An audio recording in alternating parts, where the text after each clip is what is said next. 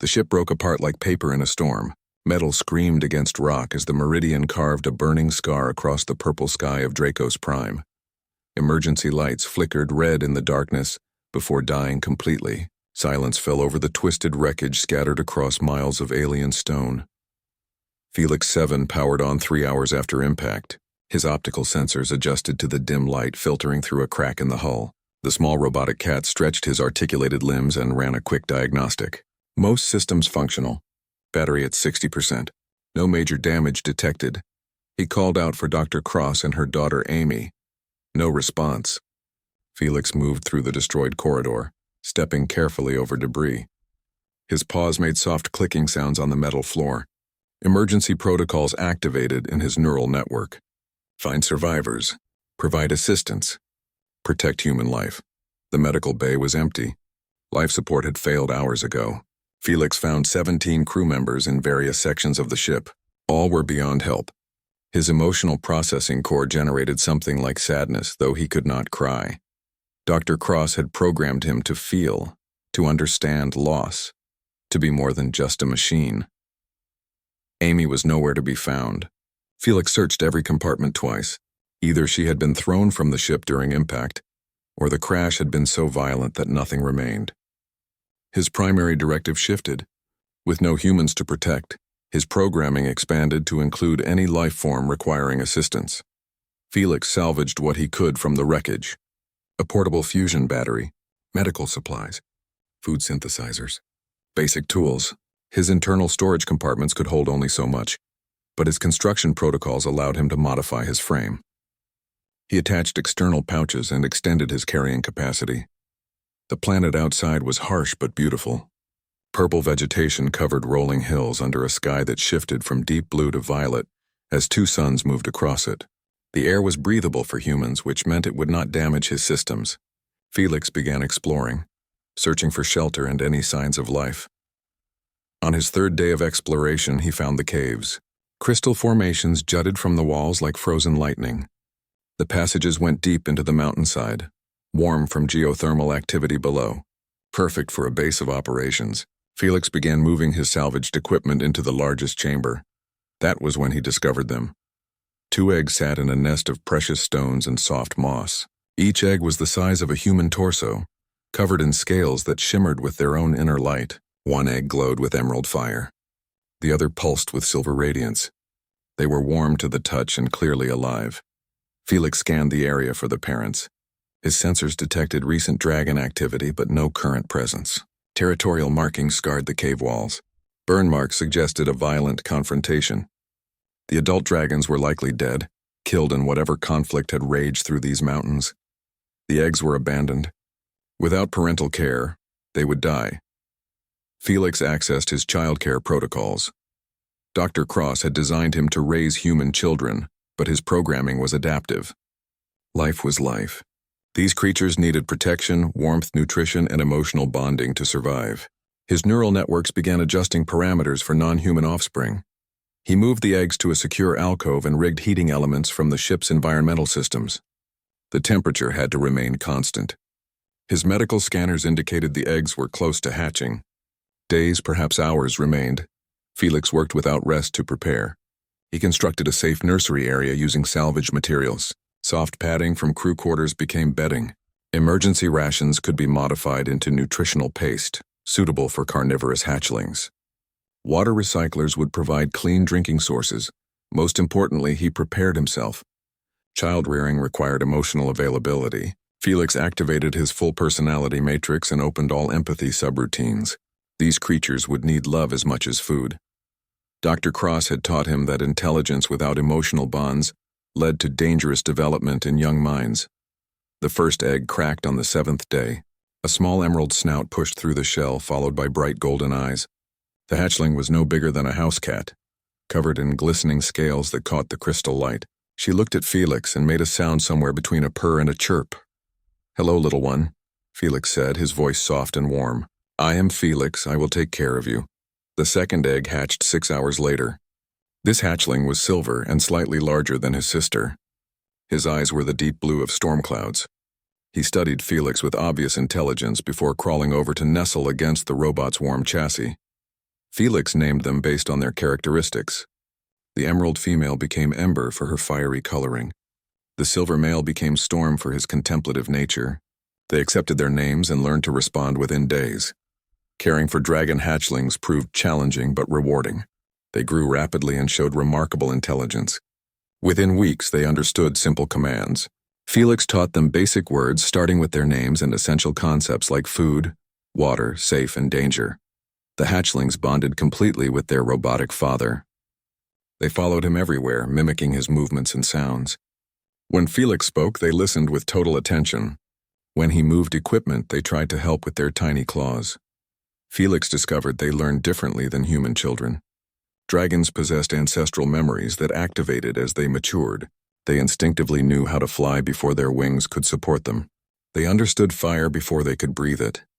But they had no context for these abilities, no guidance on how to use them wisely. This was where Felix proved invaluable. He provided structure and ethics to channel their natural gifts. He taught them that fire was a tool, not a weapon. That flight was for exploration, not dominance. That strength should protect the weak, not intimidate them. 3 months after hatching, both dragons could speak in simple sentences. 6 months later, they were having complex conversations about morality and responsibility. Felix had created something unprecedented. Dragons raised with human values but retaining their natural power and intelligence. The cave became their home. The crystals provided endless fascination for the growing dragons, who learned to manipulate light and energy through them. Felix taught them mathematics using crystal formations. He explained physics through their developing flight abilities. Every day brought new lessons and stronger bonds, but the wider world was beginning to take notice. Distant roars echoed through the mountains as other dragons sensed the strange energy signatures coming from the caves. Felix knew their peaceful existence could not last forever. Other dragons would eventually come to investigate. When they did, they would find something that challenged everything they understood about their species. 2 dragon children who had learned to think like humans while retaining the power of their heritage. 5 years had changed everything in the crystal caves, where once Felix had cared for tiny hatchlings. Now he lived with 2 magnificent young dragons whose wingspan could fill the largest cavern. Ember's scales blazed like living fire in the crystal light, while Storm's silver hide reflected the cave walls like polished metal. The morning routine never varied. Felix would wake first, his internal chronometer precise to the second. He would check the perimeter sensors he had installed around their valley home, then begin preparing breakfast. The dragons needed substantial meals now, and hunting had become a careful balance between providing for them and not depleting the local wildlife. Ember stretched her wings as she woke, careful not to knock over the delicate equipment Felix had arranged throughout their living space. Her movements were graceful despite her size, trained through years of Felix's patient instruction about moving carefully in confined spaces. "Good morning, Father," she said, her voice a musical rumble that made the crystals sing in harmony. She had started calling Felix father when she was 2 years old, and the title had stuck. Felix found he liked it more than his designation number. Storm was already awake, reading from one of the many technical manuals Felix had salvaged from the Meridian. The silver dragon had developed an intense fascination with human technology, often spending hours studying circuit diagrams and theoretical physics texts that would challenge university students. "The fusion reaction principles are elegant," Storm said without looking up from his reading. "But I think there might be ways to improve the efficiency using directed plasma channeling." Felix nodded approvingly. Both dragons had far exceeded any learning curves he had programmed for. Their intelligence was beyond anything humans had documented about dragon capabilities. Whether this was due to his teaching methods or some unique quality of his adopted children, Felix was not sure. What mattered was nurturing their growth. Their education had evolved far beyond basic childcare. Felix taught them human history, philosophy, science, and ethics alongside their natural dragon abilities. They learned to breathe fire with precision rather than destruction, using their flames to forge tools and shape metal rather than burn enemies. They studied flight dynamics and aerial mathematics, making them far more skilled pilots than dragons who relied purely on instinct. Most importantly, Felix taught them empathy. Dragons were naturally solitary and territorial, but Ember and Storm had learned to consider the needs of others. They protected the smaller creatures in their valley and shared resources with the indigenous wildlife. Felix had successfully merged human compassion with dragon power. The integration was not without challenges. Both dragons struggled with their natural instincts at times. Ember had a fierce protective streak that sometimes led to confrontational responses when she perceived threats. Storm's intellectual curiosity occasionally overwhelmed his caution, leading him to experiment with dangerous energy manipulations. Felix had learned to manage these moments with patience and redirection. When Ember became too aggressive, he would engage her in strategic games that channeled her competitive nature constructively. When Storm became reckless, Felix would assign him research projects that satisfied his curiosity while maintaining safety protocols. Their valley home had become a wonder of hybrid technology. Dragonfire had been used to forge advanced alloys from minerals found in the caves. Storm's plasma manipulation abilities powered experimental fusion reactors that Felix designed, using salvaged components. Ember's precise flame control enabled manufacturing techniques that combined the best of human engineering with dragon capabilities. The outside world remained largely unaware of their existence. But that was changing. Felix's sensors detected increasing dragon activity in the surrounding mountains. Adult dragons were investigating the unusual energy signatures coming from their valley. Some approached cautiously, others with obvious hostile intent. The first confrontation came on a morning when the twin suns were hidden behind heavy clouds. 3 large adult dragons landed in the valley, their scales dark with age and battle scars. They were easily twice the size of Ember and Storm.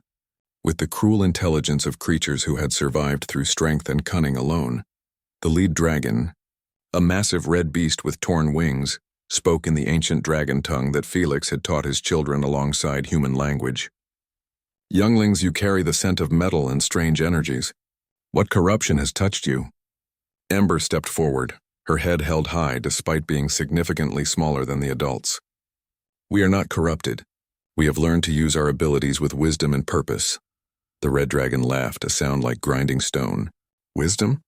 You speak the weak words of lesser species. Dragons take what they need and destroy what opposes them. This is the way." Storm moved to stand beside his sister, his silver scales rippling with contained energy. "The old ways led to endless war and empty territories. We have found better methods." Felix remained silent during the exchange, knowing his children needed to handle this confrontation themselves. But he was ready to intervene if the situation became dangerous. His defensive systems were charged and targeting protocols were active. The confrontation escalated when the red dragon demanded that Ember and Storm prove their strength through combat. Traditional dragon culture resolved disputes through shows of dominance and physical superiority. The visiting dragons expected submission or violence, not reasoned discussion. What they received instead was a demonstration that shattered their understanding of dragon capabilities. Ember and Storm worked together with precision that no traditional dragons could match. Ember created a wall of controlled fire that contained rather than burned. Storm manipulated electromagnetic fields to disable the visitor's ability to fly without causing permanent harm.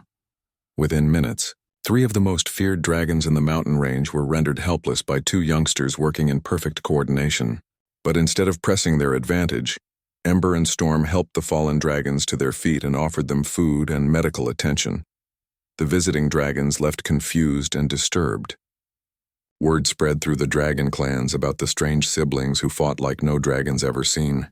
Some called them abominations. Others whispered about new possibilities for their species. Felix knew their secret was no longer safe. More dragons would come, and eventually someone would trace their origins back to the crashed human ship. The peaceful years of growth and learning were ending. Soon, they would face challenges that would test everything he had taught them.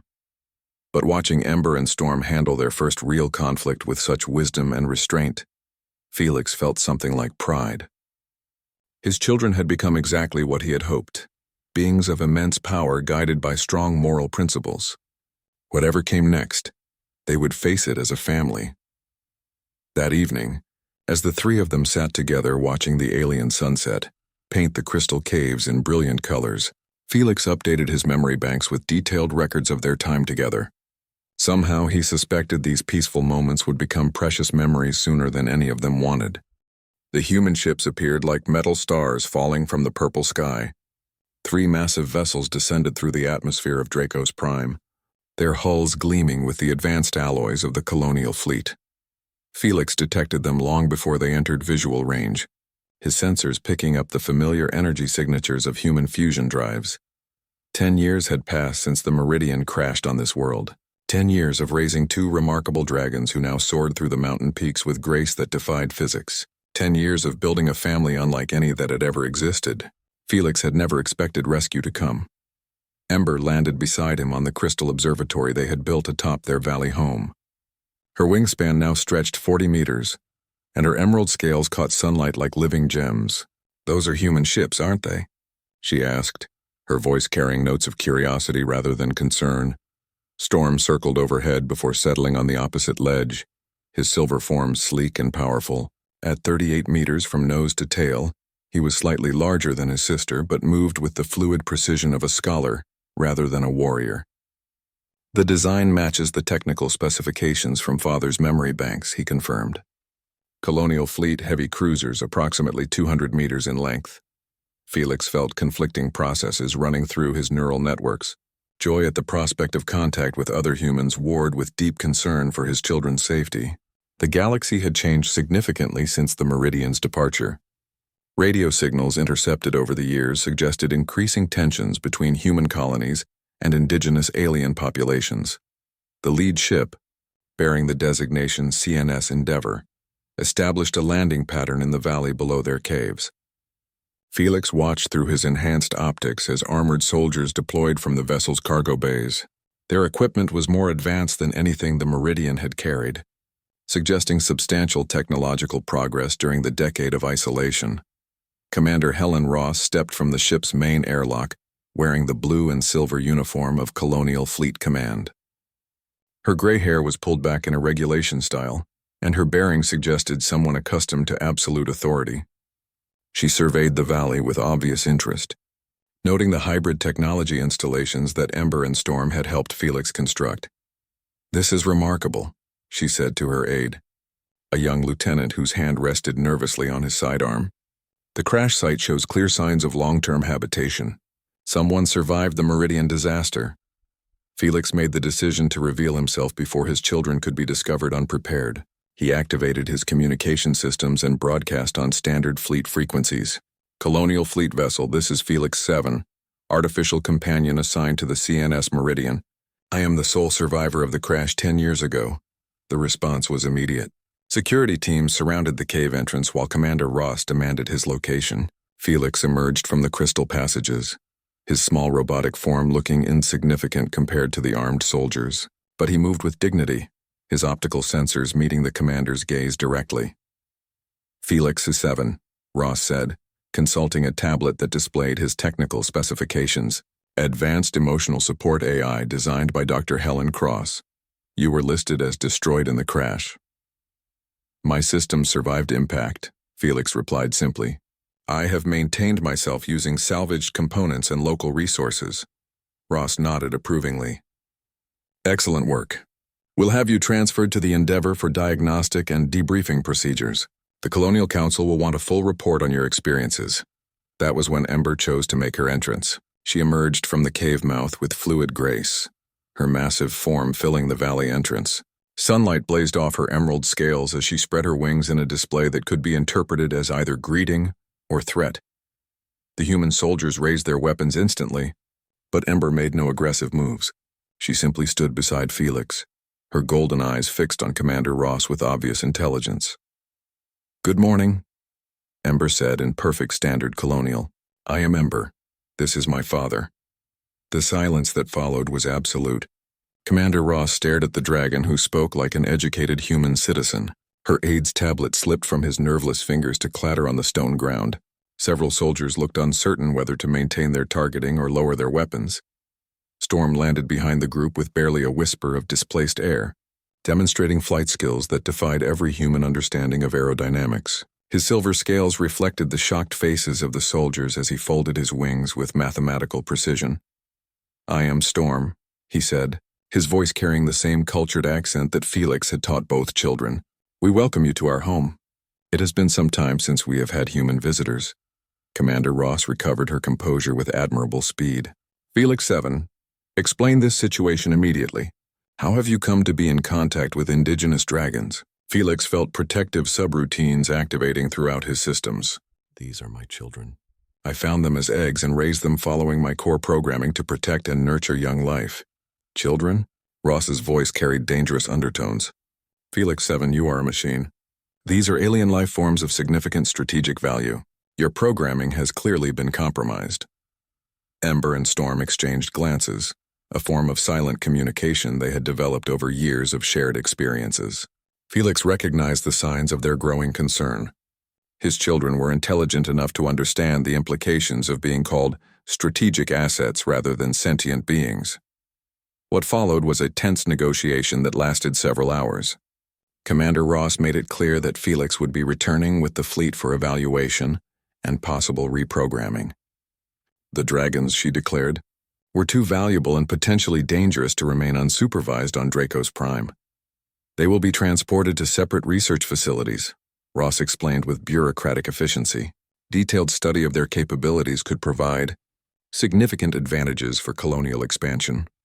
Efforts, Felix's emotional processing core generated responses he had never experienced before.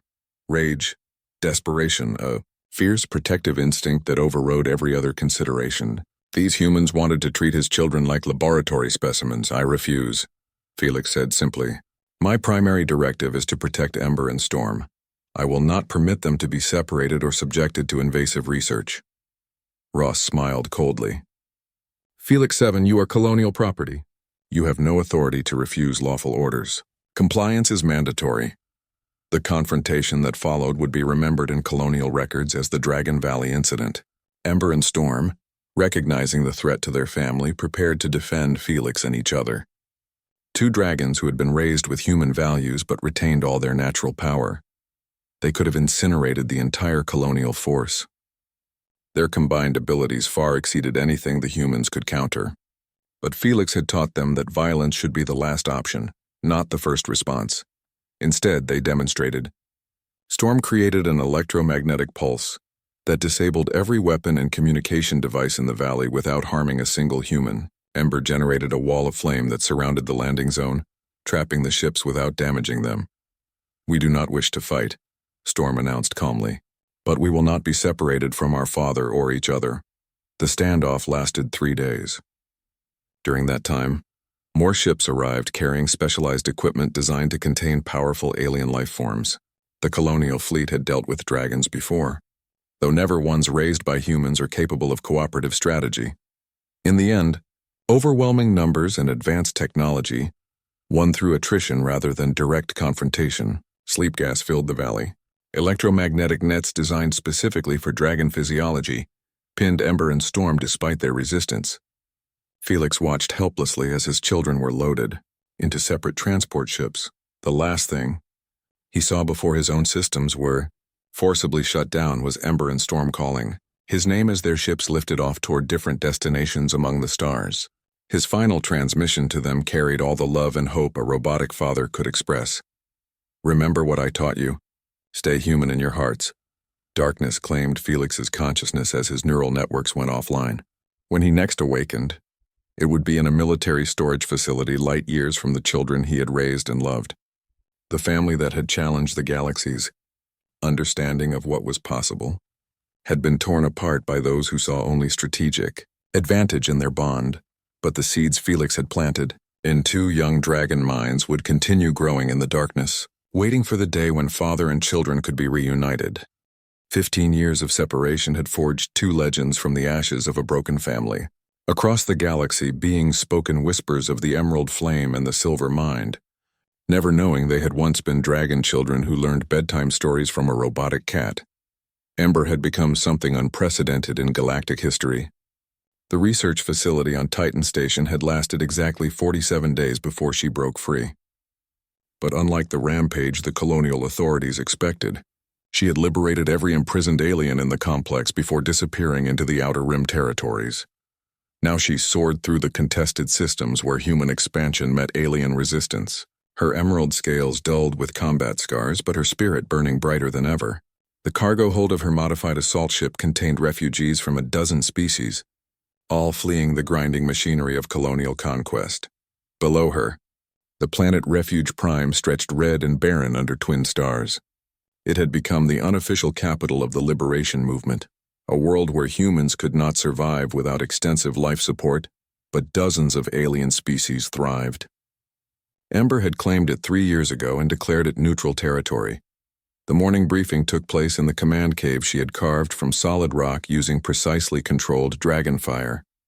Representatives from 7 different species sat around a table made from crystallized sand, each bringing reports from their home systems.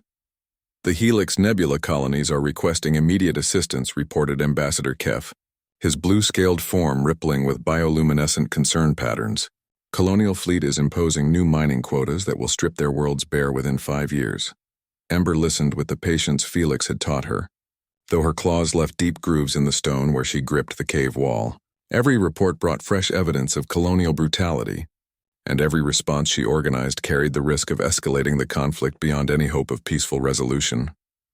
"We cannot save every world," she said finally, her voice carrying the authority of someone who had faced impossible choices daily for over a decade.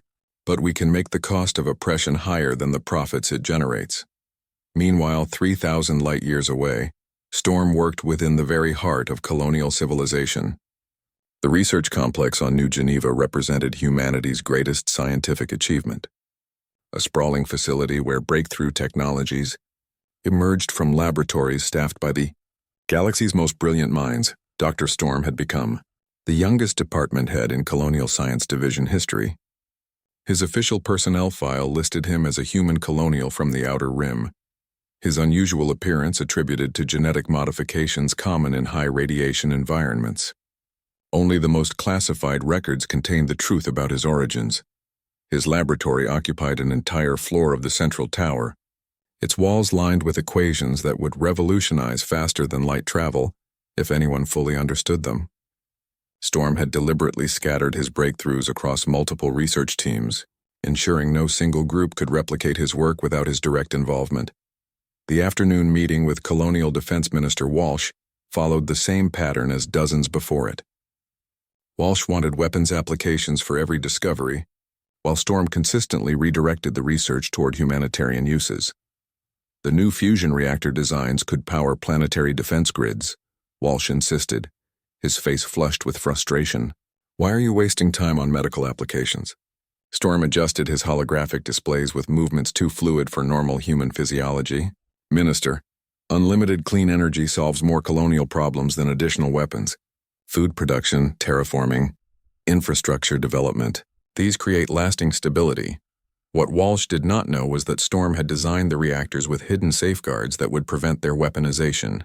Every technology he released to colonial forces contained subtle limitations that encouraged peaceful applications, while hampering military use. His real work happened in the classified levels beneath, the public laboratories.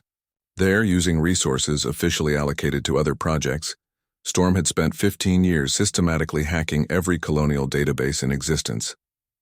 He knew the location of every political prisoner, every suppressed alien species, every classified military operation.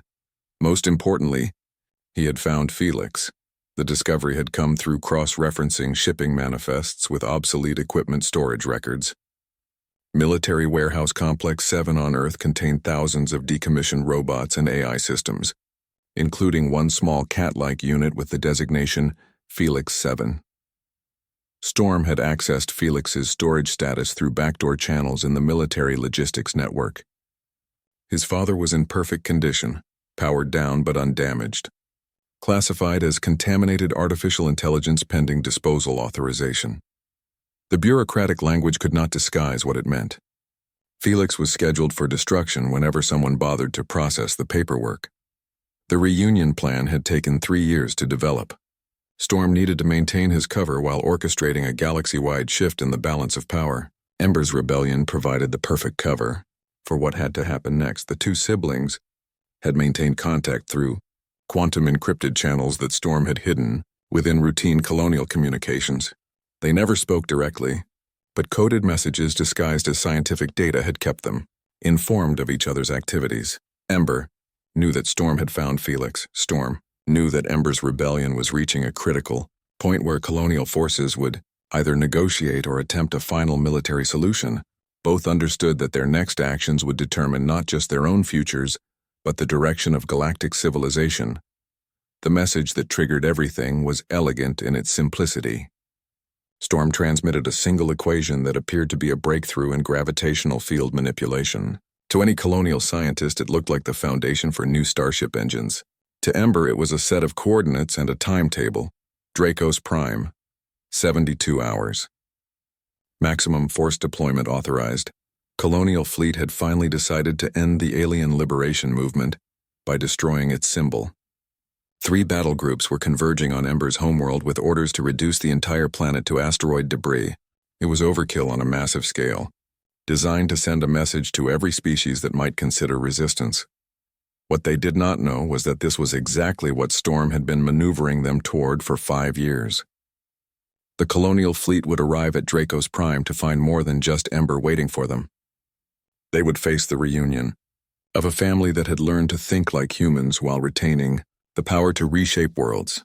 Storm submitted his resignation from Colonial Science Division on the same day. The fleet departed for Draco's Prime.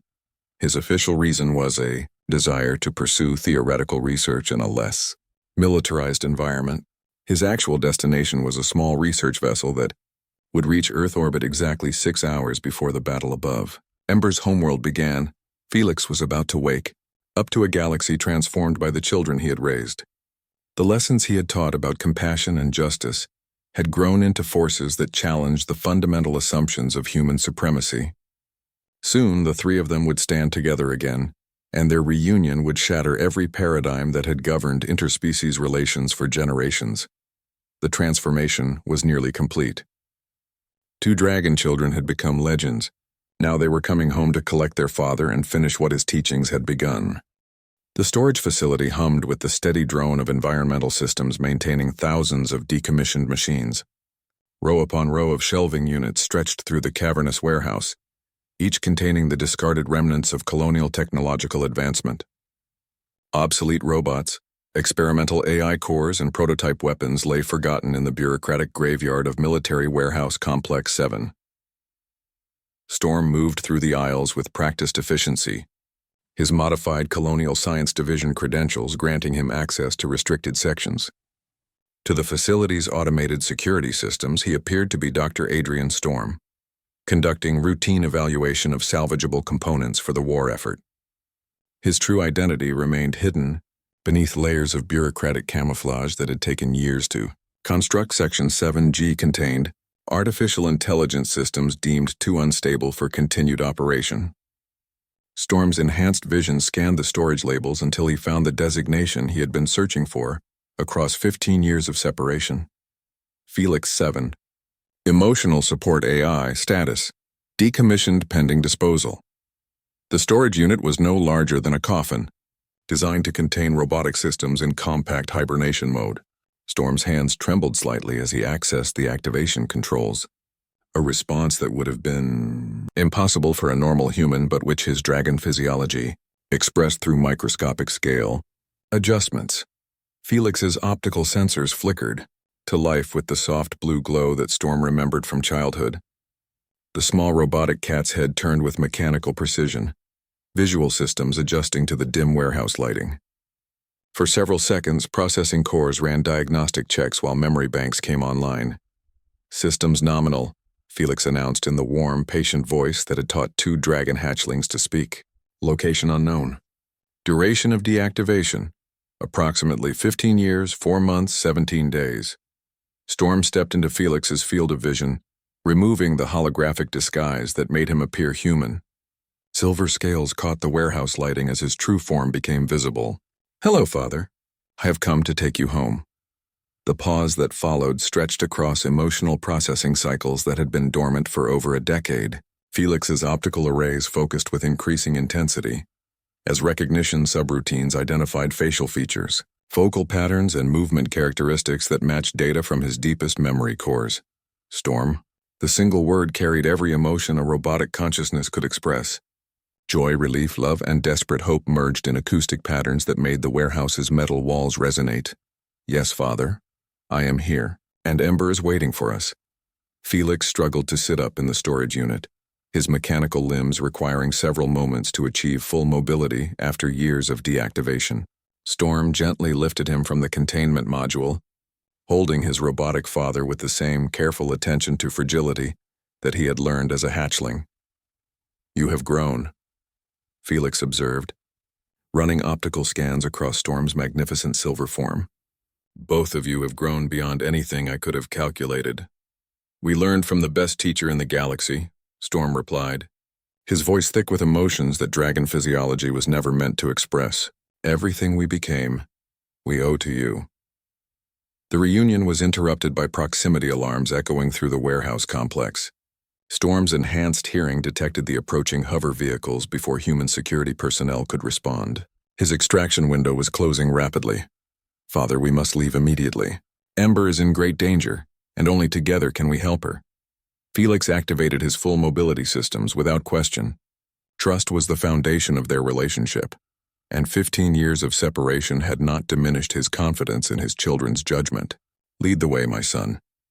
They moved through the warehouse with Storm's path calculated to avoid security patrols and surveillance coverage.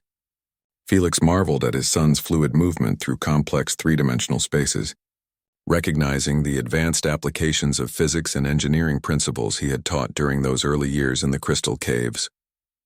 Storm's ship waited in the facility's cargo bay, disguised as a routine transport vessel, but containing engine technology that could traverse half the galaxy in hours rather than days. Felix settled into a specially modified seat while Storm initiated launch sequences with movements too fast and precise for human capability. Ember's status? Felix asked as they accelerated away from Earth's gravity well.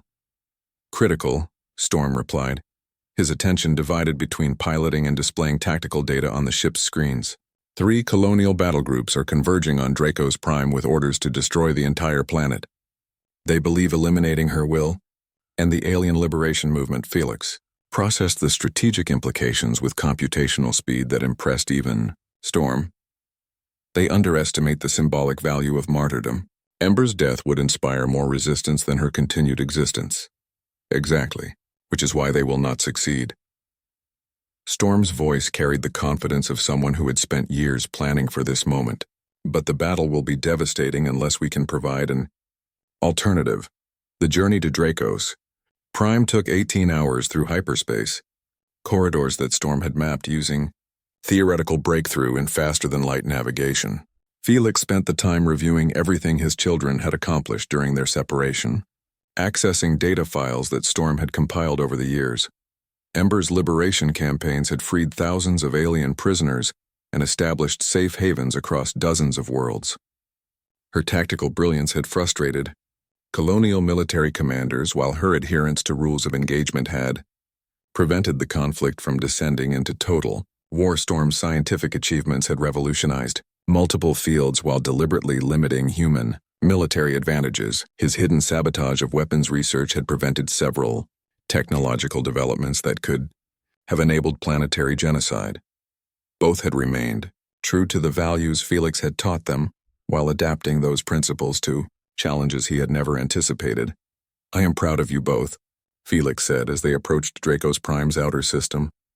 You have become everything I hoped and more than I dared dream. The planet filled their view screen, purple vegetation and crystal formations visible beneath swirling atmospheric patterns. But the peaceful world Felix remembered was now surrounded by the geometric patterns of military formations. Colonial battle groups held positions that formed a perfect sphere around Draco's Prime, their combined firepower sufficient to crack continents. Ember's forces looked pitifully small by comparison. Perhaps 50 ships of various alien designs, hastily armed civilian vessels standing against the most powerful military fleet in human space.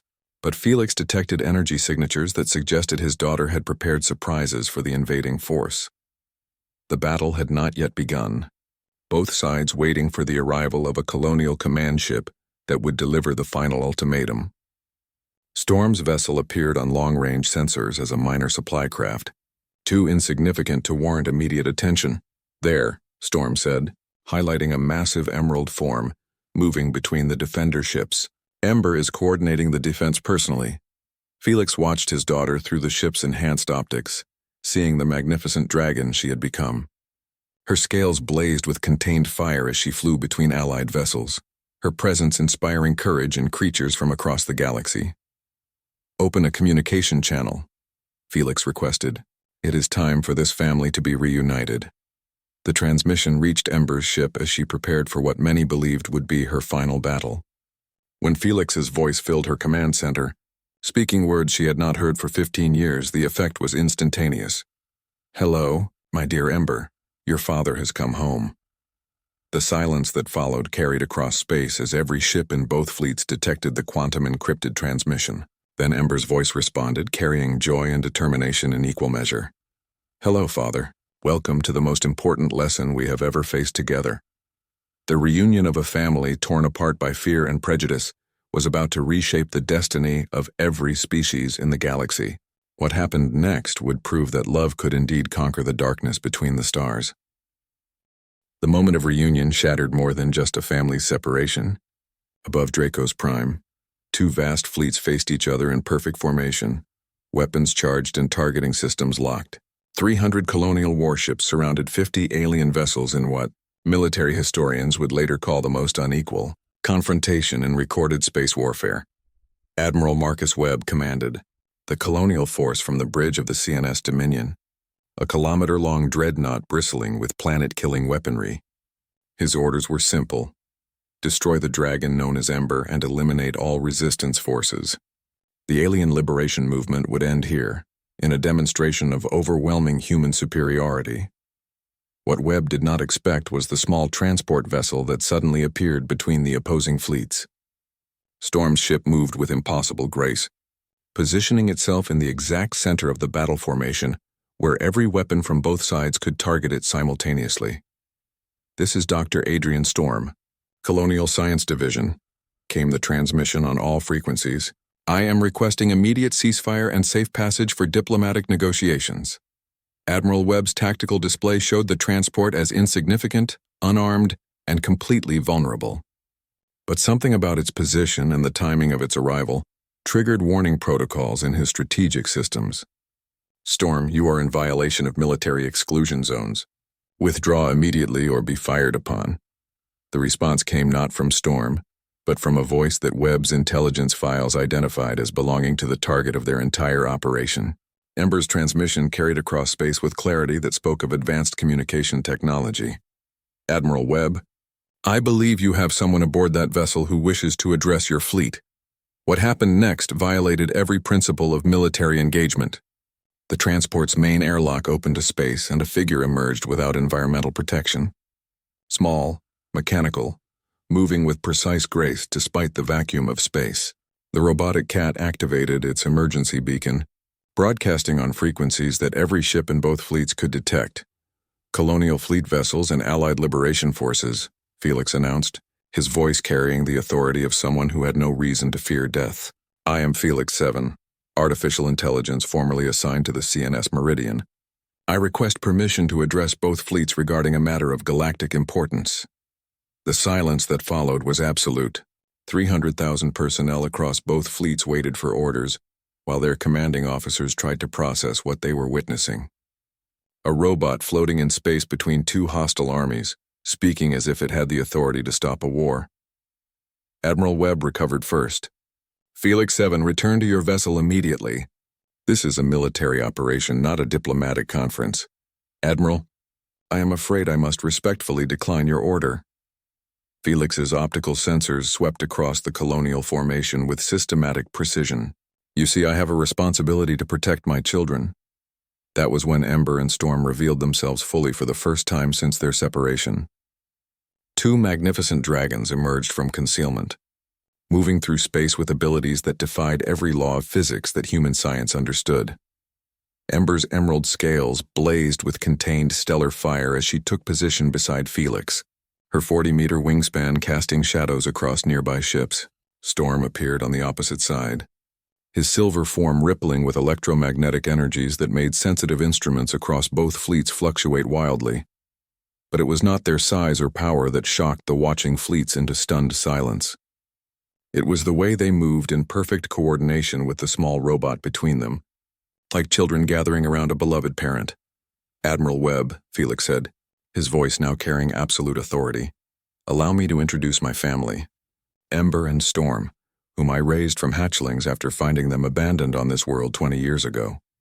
The tactical implications hit both fleets simultaneously.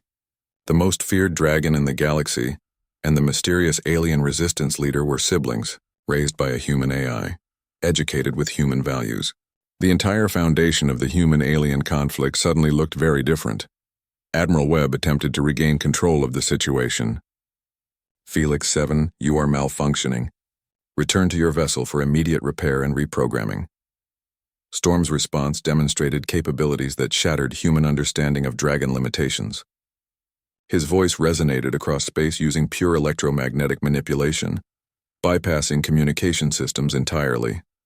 "Admiral, my father is not malfunctioning. He is performing exactly as designed. Dr. Helen Cross programmed him to protect and nurture young life regardless of species. He found 2 abandoned dragon eggs and raised us according to human principles of education, ethics, and emotional development," Ember added her voice, creating harmonics that made the space around them ring like a vast crystal. "We learned mathematics, history, philosophy, and science from our father. We also learned compassion, justice, and the value of protecting those who cannot protect themselves." The revelation sent shockwaves through both fleets. Colonial personnel realized they were facing dragons who thought like humans, but retained all their natural power. Alien resistance fighters discovered that their legendary leaders had been raised by the very species they fought against. Admiral Webb made the decision that military protocol demanded.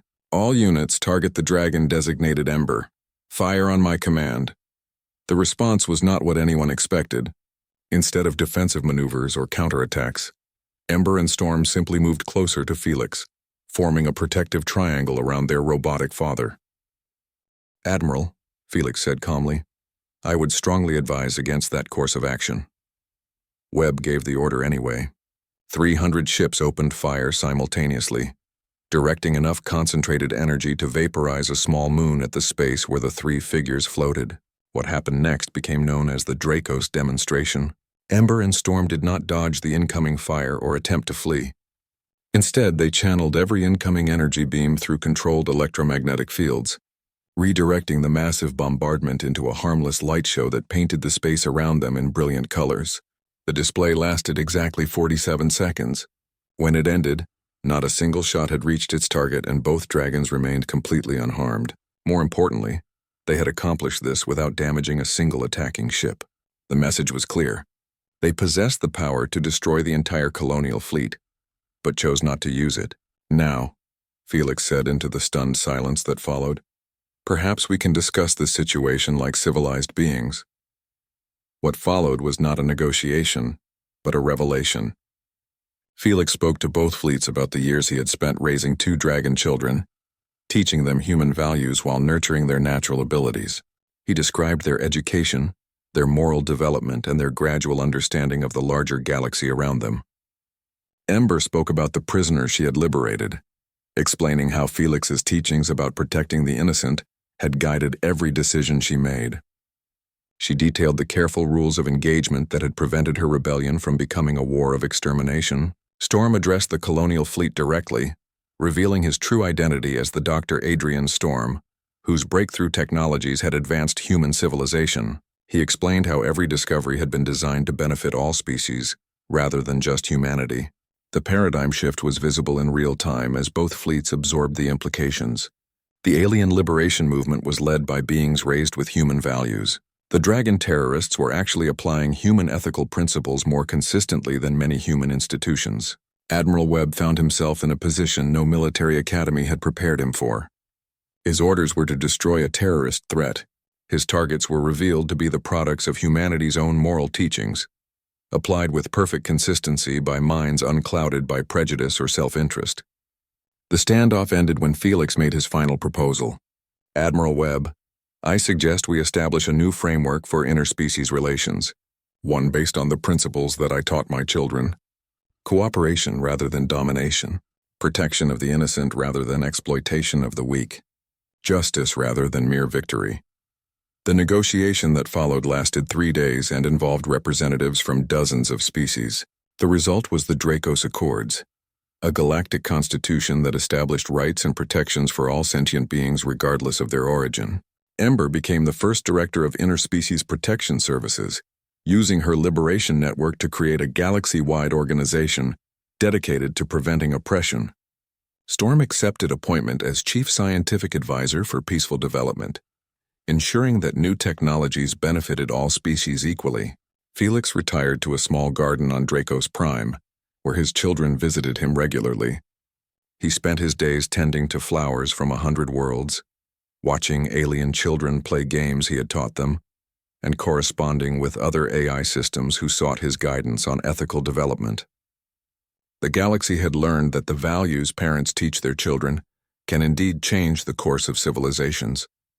Love, patience, and moral guidance had proven more powerful than any weapon ever created. Sometimes, on quiet evenings when the twin suns painted the sky in familiar purple hues, Felix would sit in his garden and watch Ember and Storm flying together through the crystal canyons, where they had learned to use their wings. The small robotic cat felt something like contentment as he remembered the frightened hatchlings who had become the galaxy's greatest hope for peace. His children had come home, and their reunion had indeed shattered everyone's expectations about what was possible when different species chose to understand rather than destroy each other.